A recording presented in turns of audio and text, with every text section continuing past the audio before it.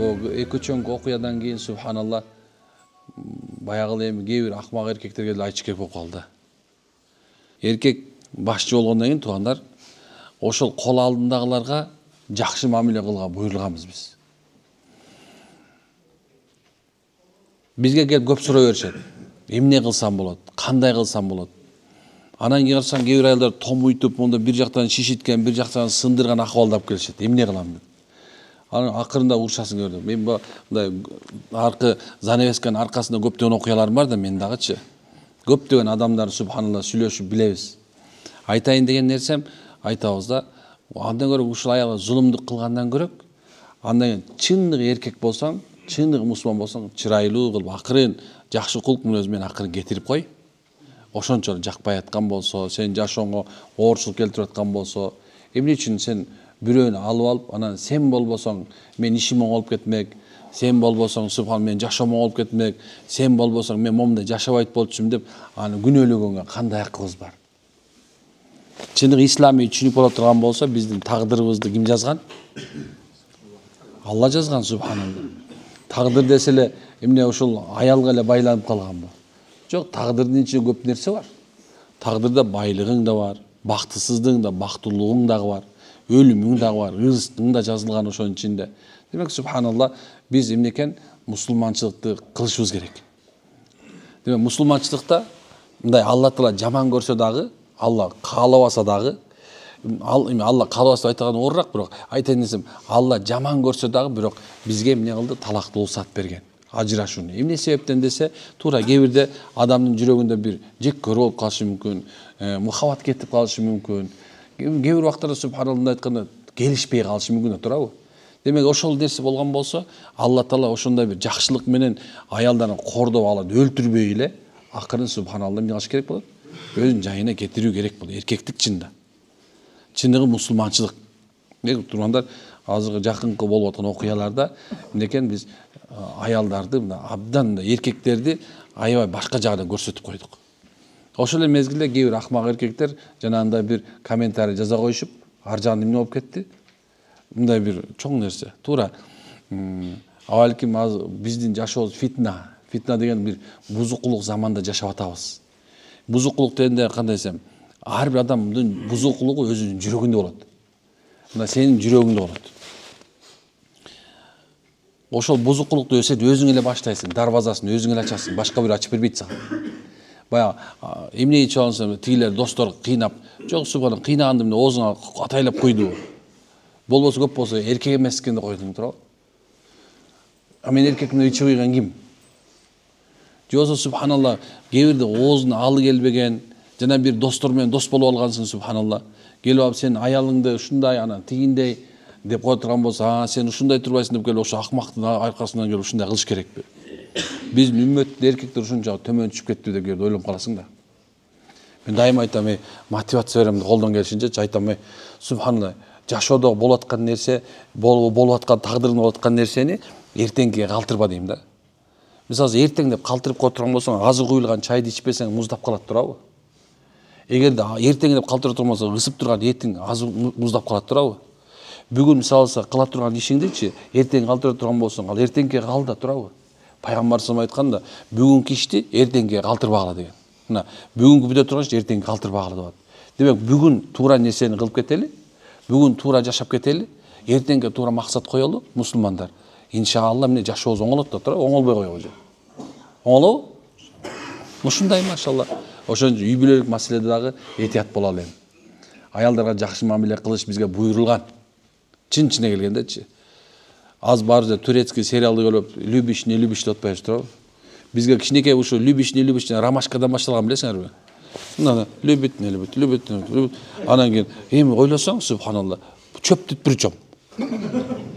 Келди мына сана келди, не любит келип калса эмне болот?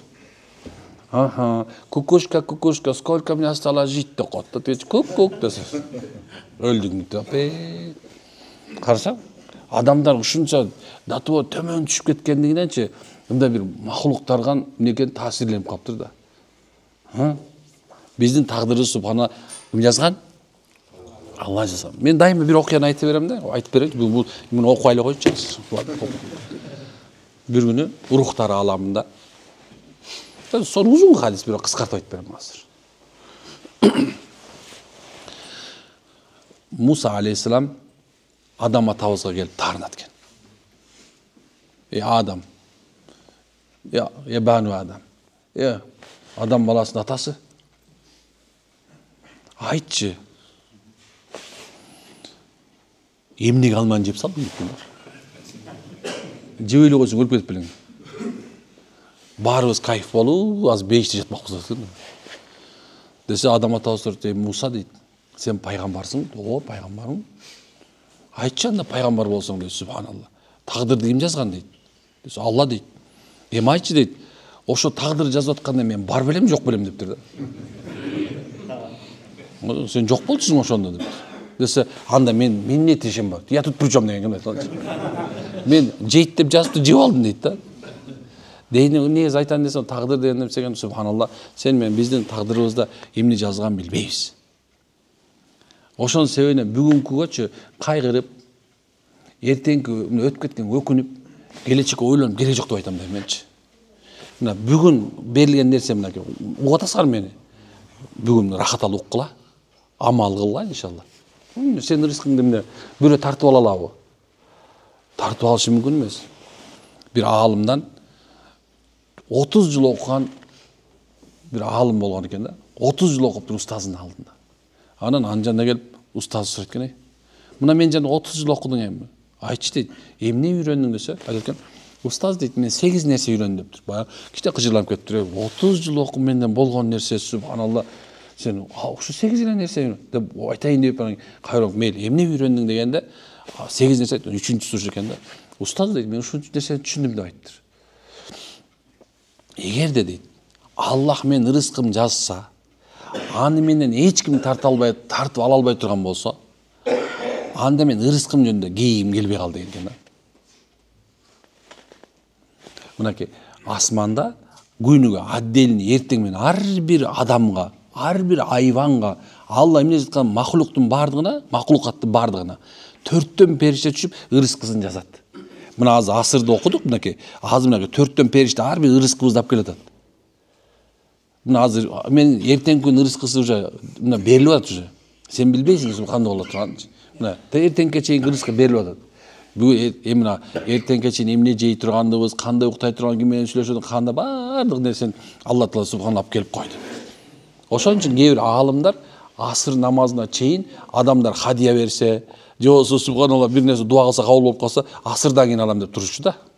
Эмне үчүн асырдан кийин береке бар да. Асырдан кийин алынган. Анткени азыр мына рызкыңды субханалла эмне экен? Эселеп чүрүп атат азыр. Рух аламында ушундай болот. Демек сен рызкыңды эч ким тартып ала албай турган болсо, ага кейип кереги барбы? Соода баштап атасың. Банкрот болуп калдың. Жок, сен банкрот болмоксуң, проблема болбой эле кой. Минсем тигинсе болмок. Бир жерге бир нерсе айдадың, эчтеге чыкпай калды. Көбүрөөк дарысып, жок андай эмес. Алла каалабаган, ал тагдырымда жок болуп ошон үчүн болбой калды. Сен ушуну түшүн да. Сени башка эмне келип аткан болсо, ошо Алла Таала жазды. Мына ойлосоңор, шүгүр кылсаңар көбөйтүп берем деген Алланын убадасы бар да. Туурабы? Шүгүр кылуу деген нерсе мынакей ушук. Ооруп атасыңбы? Шүгүр айт. Мен дайым айта берем сенчи. Мына бүгүн эчтеке болбойт да, шүгүр айт. Мына бүгүн болуп атабы? Шүгүр айт, субханалла. Бүгүн урушуп кеттиңби? Шүгүр айт. Бул сен үчүн, сенин сыноң бул. Сенин пешинеңде жазылган нерсе ушул. Мунун башкача болмок эмес. Туура түшүнсөңөр ушул нерсеничи. Аллахтын убадасы ушундай да. Биринчи оорчулук алып келет, анан жеңилчилик алып келет. Бирок жеңилчилик келген болсочу эртең жаманчылыкты күтө бер.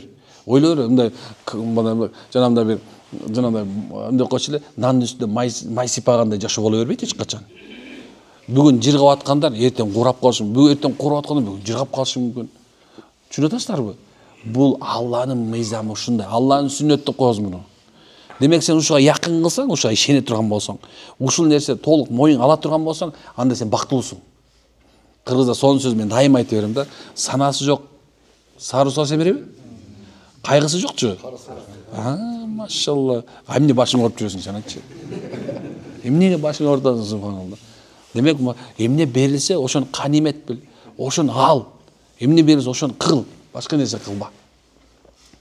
Дин ушуну үйрөтөт. Эгерде ушул нерсе болгондочу, анда биз эч качан стресс болбойт болчубуз. Эч качан кейбейт болчубуз. Субханалла, шенесиңер? Эч качан кейбейт болчубуз. Ушуну алып келип койгулачы. Аны керек болсо мультфильмде айтып атат го, жана кунг-фу панда бар го. Ошондо бир жеринде жанагындай бир черепаха кыргызчасында ташбака чыгып акырын тиги жүрүп атат да. Өтүп кетти дейт. Кейип кереги жок дейт. Келечекти билбейбиз дейт. Бүгүнкү күнү жакшылап жасап атат. Мультфильм айтып атат десечи, биз мындай баланын даражасына түшүрө албай, мээли жетпей калды мусулмандар. Бизге мультфильм эмнелер бар эле? Куранда Хажы пайгамбар уже давно айтып койгон болчу да бул нерсечи. Карачы кандай нерсе, субханалла. Демек келгиле баарыбыздан мындай бир кичине бир мындай өзүбүздү кармайлы. Макулбу? Өзүбүздү тарбиялайлычы мындай. Келечи оюбузду оңдойлучу бир аз. Мен бүткүл элге айтам да, кел оюбузду оңдоп коелучу бир аз. Кичине ойлоп аткан ойлорду ойлоп койсоң, оңдогулачы. Сени бирөө кедей кылып койгон жок. Сени Алла кедей кылды. Сени бирөө бай кылып койгон жок. Сени Алла бай кылды. Сени бирөө оорутуп койгон жок. Алла оорутtu. Сени бирөө шипа берген, Алла шипа берди. Каяка барасың Алладан башка?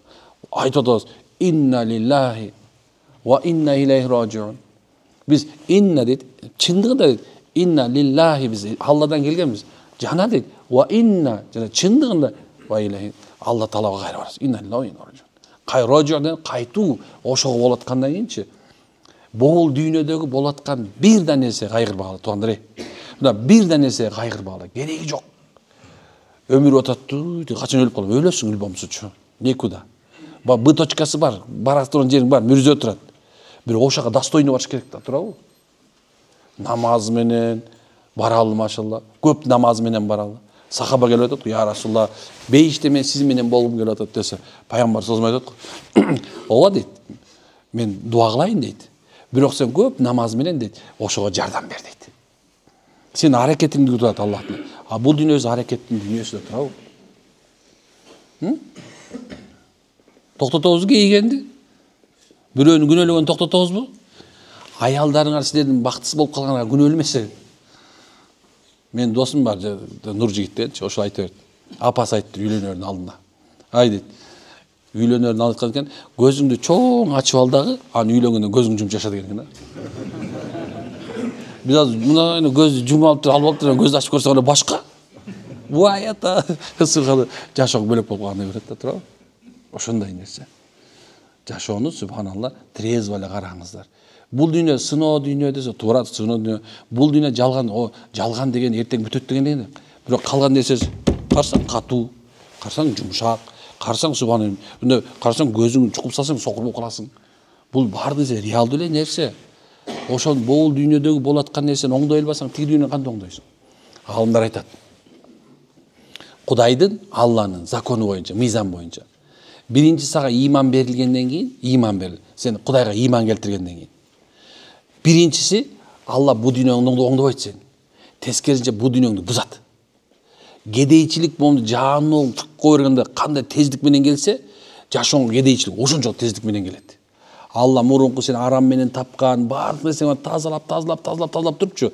Анан карап тур, бияк тазалана берет, бири анан кийин тозокко түшпөксүң да. Тозокту бейишке айлантат.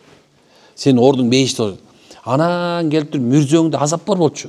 Алла мүрзөдөгү азапты токтотот. Анан кийин анан бияк келет да сен субхан жашооңдо Алла Таала ушундай кылып коет. Кедейсиң, бирок жүрөгүң бай. Пайгамбар айтат, чыныгы муктаждар дейт. Эч кимден эч нерсе сурабагандар дейт. Карачы, чыныгы муктаждар дейт. Эч кимден эч нерсе сурабагандар экен, карачы. Көрүп атасыңарбы? Муктаж. Карасаң кедей. Бирок эмне экен, субханалла. Алладан башкага муктаж эмес. Биз азыр Алладан башкага муктаждай жүрүп калдык азыр. Субханалла. Биз азыр ушундай көрө албастык өтүп кетти. Тиги машине, тиги үй, тиги катын, тиги бала, тиги дагы бирдемке, керек болсо таң каласыңдай мечитке келип алышып, субханалла. Мечитте алхамдулилlah көздөрүнөн жашы, Алла деп коет, чыга чыгып алып туруп эле субханалла. Жашоосу болуп атат. Чын, бир мечитте бир сапта туруп алышып субханалла. Тиги баланда болуп кеттир. Тиги Estağfurullah. Gördün mü? Eğer ушул нерсе ушул мыйзамга баш ийбесек, анда эртең Кудайым сактасын баарыбызды. Аракет кылалы ошо, Жүрөктөр тынчтабызбы машалла? Дагы бир айтып коеюн. жүрөгүңөрдү тынчыткыла. Боло турган нерсе болот. Болбогон нерсе башыңа мурдуң канатпайлы кой, эч качан болбойт ал. Түшүнөсүзбү? Боло турган нерсе болот. Болбой турган нерсе мурдуңду канатпайлы кой. Дагы бир жерде пайгамбар мурдуңар менен дейт да, жерди айдасаңар дейт. Мурдуңар менен жерди сүйрөсөңөр дейт. Кассаңар дагы субханалла, Алла жазбаган нерсе болбойт.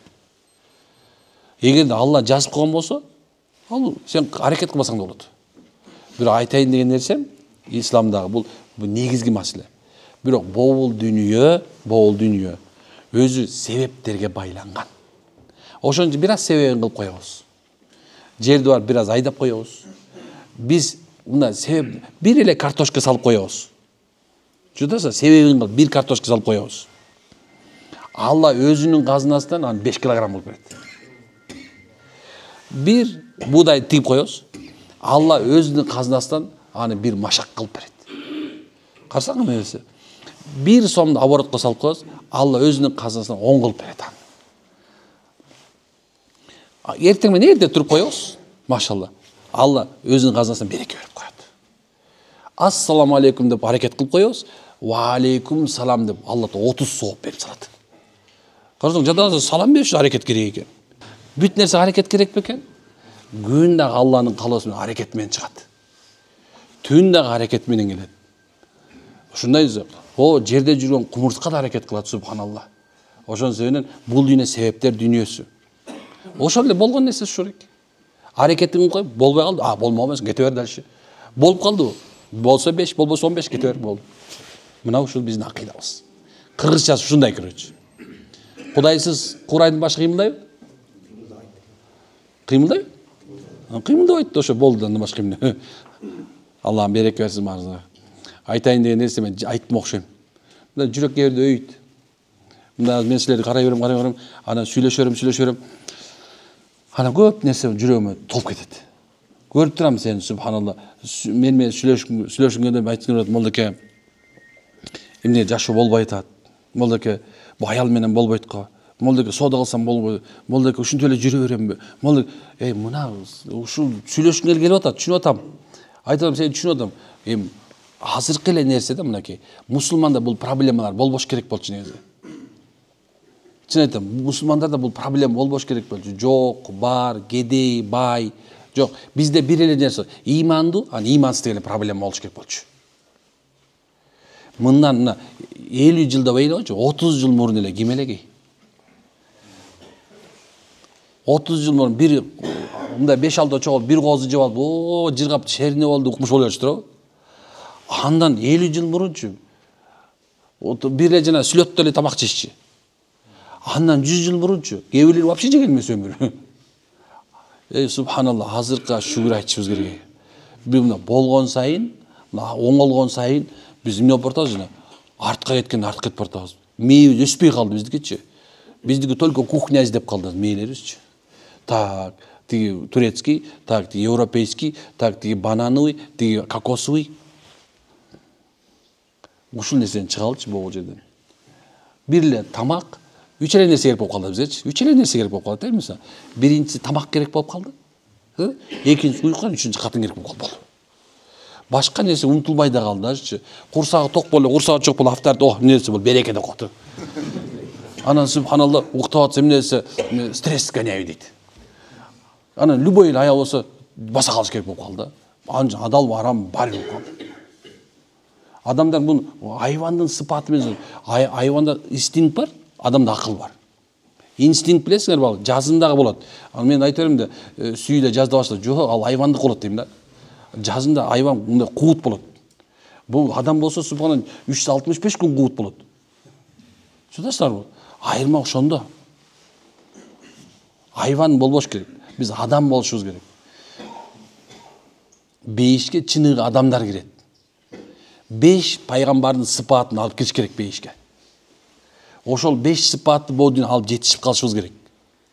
Ошонун бирөөсү эң важный бул пайгамбар саллаллаху алейхи вассаламдын сыпаты, мүнөзү. Кулк мүнөзүн алып киришибиз керек болот. Анан сүйлөсөк, калп сүйлөсөк, ар бирибизде 27 маска бар. Буну карасаң маска өзгөрүп калат, субханалла. Любой адам менен сүйлөшкөн маскалар бар. Ошо масканы менен ыргытып туруп баягы өзүңдүкү эле калыш керек. Текеберленесиң. Мындай бирөөнө субханалла мындай колуңда эме жок, бирок баягы кандай десем, ышкырыгың таш жарат дегенде ар нерсе калат. Ошон үчүн Кудайым сактасын баарыбызды, хидаятка келели иншалла. Аракет кылышыга анда амин. Субханакалла хамдулилlah анта астагфирука ва атубу илейк. Кудай таалам күнөөбүздү кечирсинчи. Амин.